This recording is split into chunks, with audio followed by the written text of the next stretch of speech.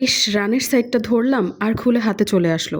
যতই চেষ্টা করি না কেন বুকের সাইডের মাংসটা যেন আমার কপালে না পড়ে, ঠিক ততবারই আমার কপালে চলে আসে। ওই যে আম্মু বলতো, বেশি নিনলে পিনতে হয়, সেটাই হয়েছে আমার সাথে।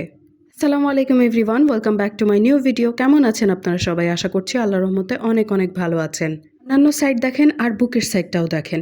বুকের সাইডটা যতই সুন্দরভাবে কুক করা হোক না কেন, ভিতরে ওই চিকেনটা সাদা আর সাবা সাবা ফিল হবেই হবে।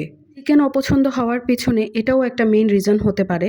চিকেনের বুকের সাইডের মাংস যত সুন্দর করেই রান্না করেন না কেন, ওটার স্বাদ ওই সাবা সাবা সাদা সাদাই থাকবে।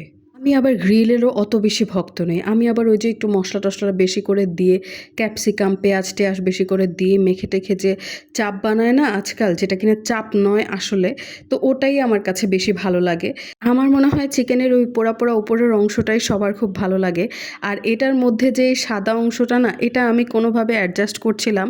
একটা কমলা কালারের মিষ্টি সস দেয় না, প্রত্যেকটা গ্রিলের সাথে এই সসটা, মিষ্টি সসটা দেয়, এটা দিয়ে খাচ্ছিলাম। এটা কি মেয়োনিজ দিয়ে ওনারা এরকম কালার ঠালার করে বিক্রি করে, নাকি অন্য কোনো নাম আছে? আপনারা জানলে আমাকে অবশ্যই কমেন্ট করে জানাবেন। ওনারা শসা দিয়ে আর হচ্ছে একটা টক দই দিয়ে একটা সস টাইপের বানানোর চেষ্টা করেছিল।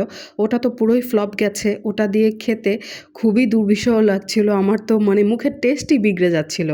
খাবার খারাপ হলেও এই মিষ্টি সসটা যদি ভালো হয়, তাহলে এটা দিয়ে কিন্তু খুব সুন্দরভাবে খাওয়াই যায়। আর এই রানের পিসটা যদিও আমার ভাগে পড়েনি, কিন্তু রানের পিসের এই উপরের পার্টটা না খুবই ভালো লাগে। এবার বাসায় বলেন আর বা বাহিরের কোনো খাবার দাবার বলেন, প্রতিটা গ্রিলের দোকানে দেখেছি ওই মিষ্টি সসটার সাথে এই টক দইয়ের মিক্সটাও দেয়, টক দই আর শসা দিয়ে। কোনো কোনো দোকানেরটা ভালো লাগে, মানে একটা দোকানেরটা আমার কাছে ভালো লেগেছিল, কিন্তু বেশিরভাগ দোকানেরটা আমার কাছে কেন যেন ফ্লপ মনে হয়েছে। আর মশলা তো দেয় প্রত্যেক দোকানে একটুখানি সাইড করে। আমার মনে হয় যে এই সাদা অংশে দিয়ে খাওয়ার জন্যই আর কি মনে হয় মশলাগুলো দেয়।